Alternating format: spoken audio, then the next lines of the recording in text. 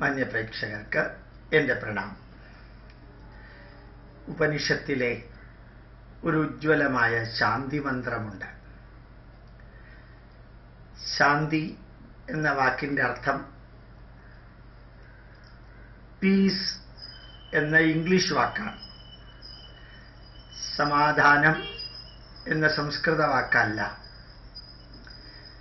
സംസ്കൃതത്തിൽ സമാധാനം എന്ന് പറഞ്ഞാൽ, അല്ലെങ്കിൽ മലയാളത്തിൽ സമാധാനം എന്ന് പറഞ്ഞാൽ ആവേണ്ടിയിരുന്നത് സമ പ്ലസ് ആധാനം.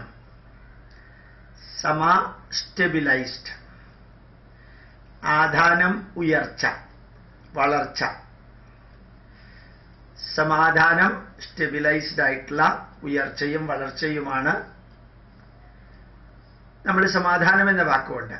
അത് ശാന്തിയല്ല. ശാന്തി ഇംഗ്ലീഷില് പീസ്. അപ്പോ ശാന്തി മന്ത്രം എന്ന് പറയുമ്പോൾ മനസ്സിനും ശരീരത്തിനും നമ്മുടെ ചുറ്റുപാടുകൾക്കുമെല്ലാം ആധ്യാത്മികവും ആദിഭൗതികവും അധിദൈവതവുമായിട്ടുള്ള 3 തരം ശാന്തികൾ: individual consciousness, social consciousness, cosmic consciousness. ഈ 3ഉം കോംപ്ലിമെന്ററി ആയിട്ടും കോ എക്സിസ്റ്റിംഗ് ആയിട്ടും കോഓപ്പറേറ്റിംഗ് ആയിട്ടും ഇരിക്കാനുള്ള ശാന്തി. ആധ്യാത്മിക ശാന്തി, ആദിഭൗതിക ശാന്തി, അധിദേവതാ ശാന്തി. Individual consciousness, social consciousness, cosmic consciousness. ഇത് പരസ്പരം പൂരകമായിട്ടും സമഞ്ജസമായിട്ടും ഇരിക്കാനുള്ള അവസ്ഥയ്ക്ക് പറയുന്ന പേരാണ് ശാന്തി. ആ ശാന്തി മന്ത്രം എന്ന് പറയുമ്പോൾ നമുക്കൊരു വലിയ സന്ദേശം തരുന്നു, അനുഭൂതി തരുന്നു. അങ്ങനെയുള്ളതിനെ ശാന്തി മന്ത്രം എന്ന് പറയുള്ളൂ. ഒരു ശാന്തി മന്ത്രമാണ് ഭദ്രം കർണേഭി ശൃണുയാമദേവ. നമ്മൾ ചെവികളിലൂടെ എന്തെങ്കിലുമൊക്കെ കേൾക്കുമ്പോൾ ആ കേൾക്കുന്നതിനനുസരിച്ചിട്ടാണ് നമ്മുടെ മനസ്സിലെ പ്രതികരണം ഉണ്ടാവുന്നത്. നല്ല വാർത്ത കേട്ടാൽ നല്ല പ്രതികരണമായിരിക്കും. ദുഃഖകരമായ വാർത്ത, വേദനാജനകമായ വാർത്ത, ഭയമുണ്ടാക്കുന്ന വാർത്ത, ഇങ്ങനെയുള്ള വാർത്തകളെ കേട്ട അതെല്ലാം കേൾക്കുന്നതിലൂടെയാണ്. ഭയമുണ്ടാക്കുന്ന വാർത്ത, ആ വാർത്ത കേൾക്കുന്നതിന് മുമ്പ് നമ്മുടെ മനസ്സെങ്ങനെയുണ്ടായിരുന്നു, ആ വാർത്ത കേട്ടതിന് ശേഷം എങ്ങനെയുണ്ടായി, ചിലത് കണ്ടതിന് മുമ്പ്, കാണുന്നതിന് ശേഷം, ചിലത് ചർച്ച ചെയ്യുന്നതിന് മുമ്പ്, ചർച്ച ചെയ്തതിന് ശേഷം, ചിലത് ചിന്തിക്കുന്നതിന് മുമ്പ്, ചിന്തിച്ചതിന് ശേഷം നമ്മുടെ മനസ്സിൽ എന്തുണ്ടാവുന്നു, അത് കേട്ടതിൻ്റെ ഇമ്പാക്റ്റാണ്. ഭദ്രം കർണേഭി ശൃണുയാമ ദേവ.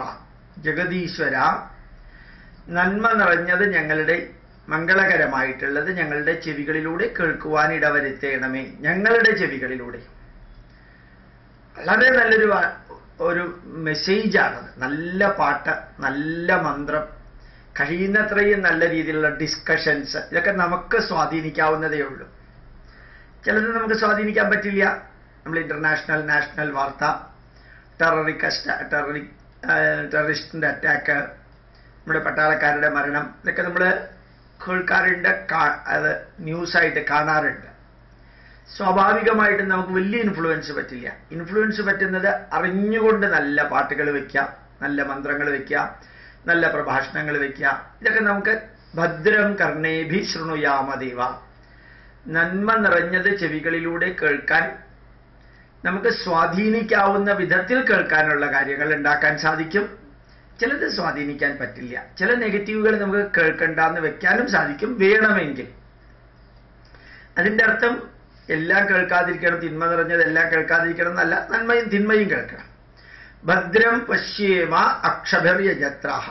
നന്മ നിറഞ്ഞത് കണ്ണുകളിലൂടെ കാണണം. ചില വ്യക്തികൾ തിന്മ കാണാൻ വേണ്ടി മാത്രം താല്പര്യമുള്ളവരായിരിക്കും. കൊലയും കൊലപാതകവും കൊള്ളിവെപ്പും അതെല്ലാം വെല്ലുവിളിയെ പോലെ ഏറ്റെടുത്ത് രാജസിക ഗുണങ്ങളുള്ള പലരും പെക്യൂലിയർ രീതിയിലുള്ള കാഴ്ചകൾ കാണാൻ ഇഷ്ടപ്പെടുന്നവരുണ്ട്. ഹൊറർ ഫിലിംസ് കാണാൻ ഇഷ്ടപ്പെടുന്നവര്, ട്രാജഡി ഫിലിംസ് കാണാൻ ഇഷ്ടപ്പെടുന്നവര്, ഇങ്ങനെയൊക്കെ ഉണ്ടല്ലോ. ഇപ്പൊ ഭദ്രം കർണേഭി ശൃണുയാമദേവ ഭദ്രം പശ്യേമ അക്ഷഭിർയജത്രാഹ. അടുത്ത വരി ഞങ്ങളുടെ കണ്ണുകളിലൂടെ നന്മ നിറഞ്ഞത് കേൾക്കുവാനിട വരുത്തണം എന്നുള്ളത് കഴിഞ്ഞിട്ട് അടുത്ത വരി സ്ഥിരൈരംഗൈഹി തുഷ്ടുവാഗംസസ്തനൂഭിഹി. നമ്മുടെ ശരീരം എങ്ങനെയുള്ളതായിരിക്കണം? ആരോഗ്യമുള്ള സ്റ്റെബിലൈസ്ഡ് ആയിട്ടുള്ള അംഗങ്ങൾ കൊണ്ട്, അവയവങ്ങൾ കൊണ്ട് നല്ല രീതിയിൽ തുഷ്ടുവാഗംസ എൻജോയ് ചെയ്യുന്ന ഒരു ശരീരം. പോസിറ്റീവാണ് വരി നോക്കുക, നെഗറ്റീവ് അല്ല. ആരോഗ്യമുള്ള അവയവങ്ങൾ കൊണ്ട് നിർമ്മിച്ചിരിക്കുന്ന ആനന്ദകരമായിട്ട് സന്തോഷിക്കാനും സുഖിക്കാനും കഴിയുന്ന വിധത്തിലുള്ള ശരീരം കൊണ്ട്, രോഗമുള്ള ശരീരമല്ല, തളരുന്ന ശരീരമല്ല, തകരുന്ന ശരീരമല്ല, വരളുന്ന ശരീരമല്ല, വളരുന്ന ശരീരം, വരളുന്ന ശരീരമല്ല, വളരുന്ന ശരീരം. തുഷ്ടുവാഗംസസ്തനൂഭി വ്യശേമ ദേവഹീതം യദായുഹു.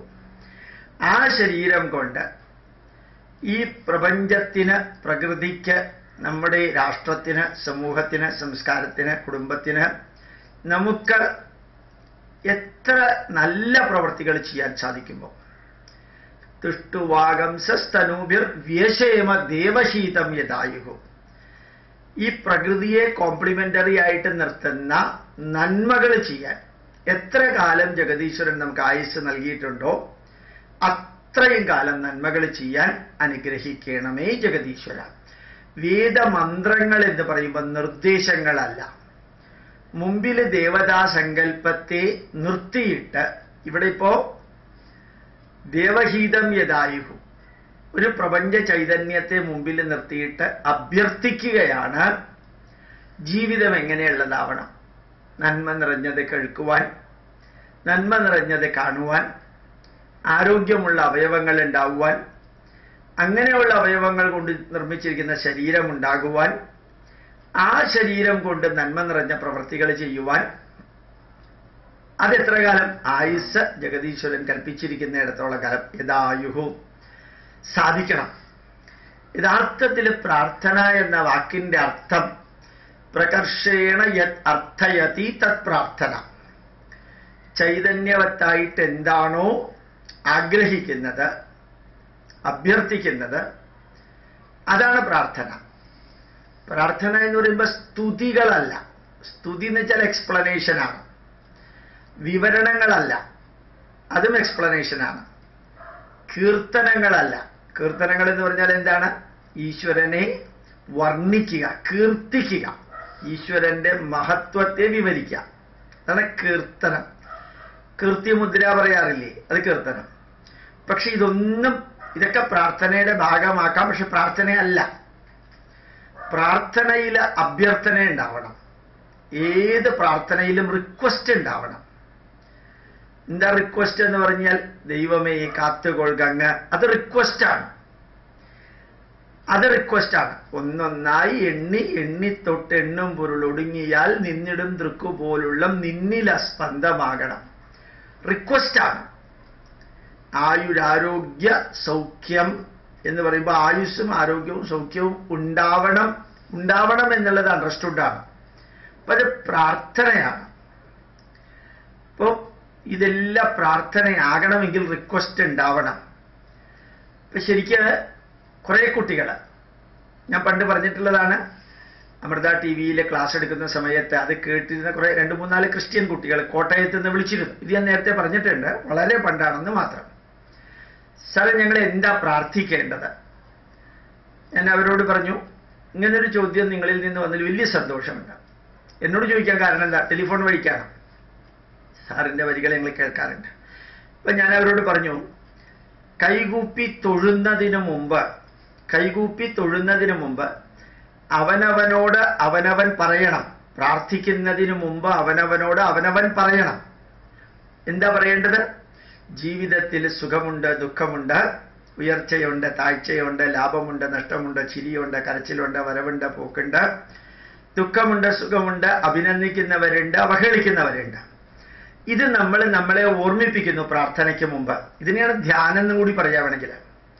ഇതെല്ലാമുള്ള ലോകത്തില് ജീവിതത്തിൽ മുമ്പോട്ട് പോകുമ്പോൾ അടുത്തത് പ്രാർത്ഥനയാണ്. ഇതെല്ലാമുള്ള ലോകത്തിൽ സുഖവും ദുഃഖവും ഉയർച്ചയും താഴ്ചയും ലാഭവും നഷ്ടവും ചിരിയും കരച്ചിലും വരവും പോക്കും നല്ലതും ചീത്തയും പറയുന്നവരുള്ള ലോകത്തില് അടുത്തത് പ്രാർത്ഥന. തളരാതെ തകരാതെ വരളാതെ വളരാൻ അനുഗ്രഹിക്കണമേ ജഗദീശ്വര. ഏത് ഈശ്വരനോ ആവട്ടെ, ക്രിസ്ത്യൻ കുട്ടികളായ സ്ഥിതിക്ക് നിങ്ങൾ യേശുദേവനെയോ യഹോവയോ ആരെ വേണമെങ്കിലും പ്രാർത്ഥിക്കുക എന്നും കൂടി ഞാൻ അവരോട് പറഞ്ഞു. ഇപ്പൊ യഥാർത്ഥത്തിൽ തളരാതെ തകരാതെ വരളാതെ വളരണം. ഇനി അതേ വാക്കുകൾ ഉപയോഗിക്കണം എന്ന് നിർബന്ധമൊന്നുമില്ല. ഇതെല്ലാം അനുഭവിച്ചുകൊണ്ട് മുമ്പോട്ട് പോകുമ്പോൾ ഞങ്ങൾക്ക് വീഴ്ച പറ്റരുതേ ജഗദീശ്വര, ഞങ്ങളുടെ ശരീരവും മനസ്സും തളരരുതേ ജഗദീശ്വര, അങ്ങനെയുള്ള വാക്കുകൾ ഉപയോഗിക്കാം. പക്ഷെ റിക്വസ്റ്റാണ്. അതാണ് പ്രാർത്ഥന എന്ന് പറയുന്നത്. ഇവിടുത്തെ പ്രാർത്ഥന നന്മ നിറഞ്ഞത് ചെവികളിലൂടെ കേൾക്കുവാൻ ഇടവരുത്തേണമേ ജഗദീശ്വര. ഭദ്രം കർണേഭി ശൃണുയാമദേവ, ഭദ്രം പശ്യേമ അക്ഷഭിർയജത്രാഹ. ഞങ്ങളുടെ കണ്ണുകളിലൂടെ നന്മ നിറഞ്ഞത് കാണുവാൻ ഇടവരുത്തേണമേ ജഗദീശ്വര. സ്ഥിരൈരംഗൈഹി തുഷ്ടുവാഗംസസ്തനൂഭിഹി. ആരോഗ്യമുള്ള അവയവങ്ങൾ കൊണ്ട് നിർമ്മിച്ചിരിക്കുന്ന ശരീരത്തിന് ആയുസ് കൽപ്പിച്ചിരിക്കുന്നിടത്തോളം കാലം ദേവഹീതം യഥായുഹു, ജഗദീശ്വരന് നിരക്കുന്ന വിധത്തിൽ പ്രകൃതിക്കും രാഷ്ട്രത്തിനും സമൂഹത്തിനും സംസ്കാരത്തിനും കുടുംബത്തിനും ശരീരത്തിനും വ്യക്തിയുടെ മനസ്സിനും അനുയോജ്യമാം വിധത്തിൽ നന്മകൾ ചെയ്യുവാനുള്ള അവസരം തരയണമേ ജഗദീശ്വരൻ. ഇതാണ് ശാന്തി മന്ത്രം. നമുക്കും നമ്മുടെ ചുറ്റുപാടും എല്ലാം ശാന്തി ഉണ്ടാവാനുള്ള ഒരു മന്ത്രമാണത്. പഠിക്കുക, മറ്റുള്ളവരെ പഠിപ്പിക്കുക. പ്രണാമം, നമസ്കാരം.